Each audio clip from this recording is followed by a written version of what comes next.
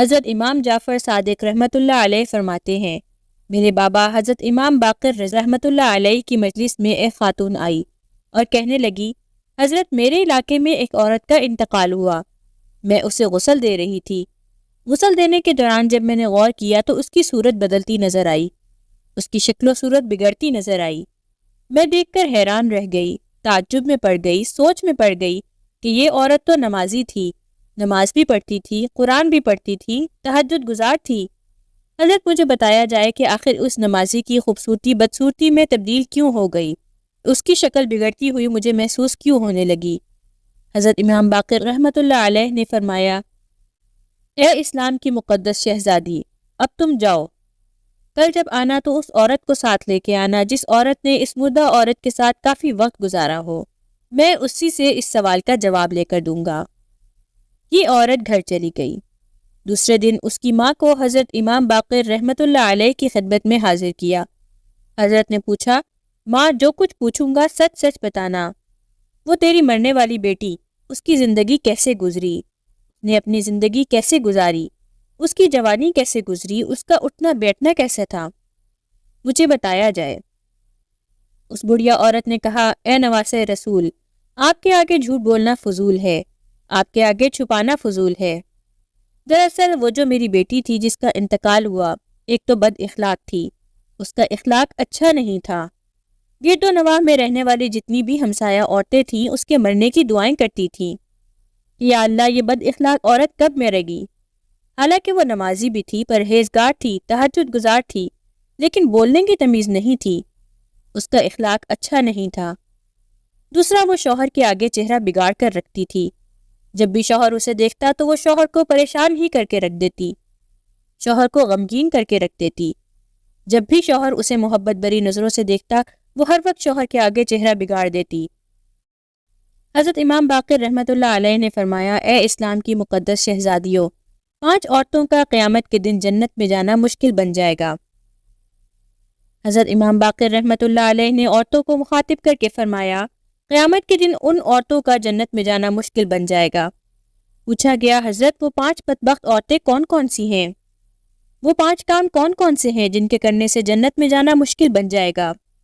حضرت امام باقر رحمۃ اللہ علیہ فرماتے ہیں، ایسی عورت جو اپنے شوہر کی نیکیوں کا انکار کرے، جو اپنے شوہر کی اچھائیوں کا انکار کرے، اپنے شوہر کے تمام احسانات کا انکار کرے۔ رسول خدا صلی اللہ علیہ وسلم نے فرمایا، ایک عورت شوہر کے ساتھ کئی سال گزارتی ہے، ایک اچھا شوہر اپنی بیوی پر ہزاروں نعمتیں لٹاتا ہے، ہزاروں کروڑوں نعمتوں کی بارش برساتا رہتا ہے، لیکن جب وہ غریب ہوتا ہے، جب اس کے ہاتھ سے مال چلا جاتا ہے، جب وہ غریب ہو جاتا ہے، پھر یہی اس کی بیوی اسے یہ کہتی نظر آ رہی ہوتی ہے کہ آپ میں کبھی مجھے کوئی خیر نظر ہی نہیں آیا، آپ میں کبھی مجھے کوئی اچھائی نظر ہی نہیں آئی۔ ایک اچھے شوہر کو یہ جملہ کہنا جب وہ امیر تھا تو ہزاروں نعمتوں کی بارشیں برساتا رہا، ہزاروں نعمتیں لٹاتا رہا، اور جب وہ غریب ہوا، غربت کا شکار ہوا تو بیوی یہ کہتی ہوئی نظر آ رہی ہے کہ آپ میں نے کبھی کوئی اچھائی نہیں دیکھی۔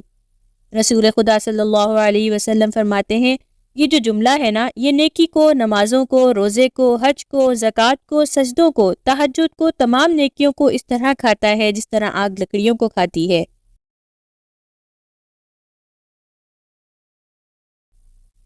عورت کا ایک اچھے شوہر کو یہ جملہ کہنا کہ میں نے آپ میں کبھی کوئی اچھائی نہیں دیکھی۔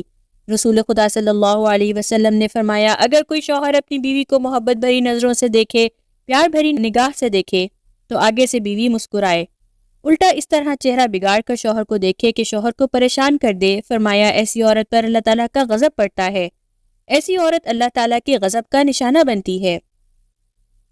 دوسری وہ عورت جو اپنی زبان سے اپنے شوہر کو دکھ دیتی ہے، تکلیف دیتی ہے، یہ وہ بدبخت عورت ہے جس کے بارے میں رسول خدا صلی اللہ علیہ وسلم نے فرمایا، باتوں باتوں پہ شوہر کو دکھ دینے والی عورت کی نہ تو نماز قبول ہوتی ہے، نہ تو کوئی روزہ قبول ہوتا ہے۔ یہ اس وقت تک ہے جب تک یہ اپنے شوہر کو راضی نہیں کرتی۔ رسول خدا صلی اللہ علیہ وسلم نے فرمایا، معراج کی رات میں نے جہنم میں جھانک کر دیکھا، ایک عورت کو دردناک عذاب دیا جا رہا تھا۔ ایک عورت عذاب میں مبتلا تھی۔ وہ عذاب کس طرح کا تھا؟ لوہے کی کینچی سے آگ کا جلتا ہوا لوہا تھا جس سے اس کی زبان کو کاٹا جا رہا تھا۔ आग की कैंची से, लोहे की आग की कैंची से उसकी ज़बान को काटा जा रहा था। जहन्नमी लोगों का खाना भी आग। जब उनको भूख लगेगी उनके सामने खाना रख दिया जाएगा कि ये खाना भी आग का होगा। जब उन लोगों को प्यास लगेगी उनके सामने पानी रखा जाएगा, ये पानी भी आग का होगा। उनका खाना भी आग का, उनका पीना भी आग का। रसूल खुदा सल्लल्लाहु अलैहि वसल्लम फरमाते हैं, मैंने हज़रत से पूछा, जिब्राइल, आखिर इस औरत को इतना दर्दनाक अजाब क्यों दिया जा रहा है? तो जिब्राइल अलैहिस्सलाम ने अर्ज़ की, या रसूल अल्लाह सल्लल्लाहु अलैहि वसल्लम, ये वो बदबख्त औरत है जो अपने शौहर को इसी ज़बान से दुख देती थी, दर्द देती थी, तकलीफ देती थी। ऐसा जुमला बार बार बोलती थी जो शौहर की तकलीफ का बाइस बनती थी। फरमाते हैं, तीसरी वो औरत जो ज़ेबो ज़ीनत करके बन सवर कर शौहर की इजाज़त के बगैर घर से बाहर निकलती है, गैर महरम मर्दों के सामने जाती है, अपना चेहरा दिखाती है, खूबसूरती दिखाती है, कटे हुए बाल दिखाती है।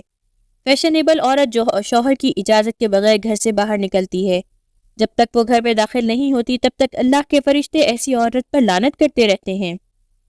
फरमाया, शौहर की इजाज़त के बगैर घर से बाहर कदम भी न रखना। ऐसी औरत का भी जन्नत में जाना मुश्किल बन जाएगा। ऐसी औरत जहन्नुम में जाएगी। जो औरत शौहर की इजाज़त के बगैर शौहर की गैर मौजूदगी में गैर महरम मर्द को घर में लेके आए। अब आप लोगों के रिश्तेदारों में से कितने लोग हैं जो गैर महरम हैं, जो आपके घर आते जाते हैं, शौहर की गैर मौजूदगी में आते जाते हैं? फरमाते हैं, ऐसी औरत को कभी जन्नत में जाना मुश्किल बन जाएगा। पांचवी ऐसी औरत जो शौहर के आगे मुंह बिगाड़ती है। फरमाया, ऐसी औरत का भी जन्नत में जाना मुश्किल हो जाएगा। अल्लाह पाक से दुआ है कि हमें इन सारे कामों से बचने की तौफीक अता फरमाए और हमारा खात्मा ईमान पर हो। आमीन या रब्बुल आलमीन। मज़ीद इस्लामी मालूमात और वीडियोस के हुसूल के लिए हमारा चैनल ज़रूर सब्सक्राइब करें और साथ मौजूद बेल आइकॉन पर भी ज़रूर क्लिक कर दीजिए। शुक्रिया।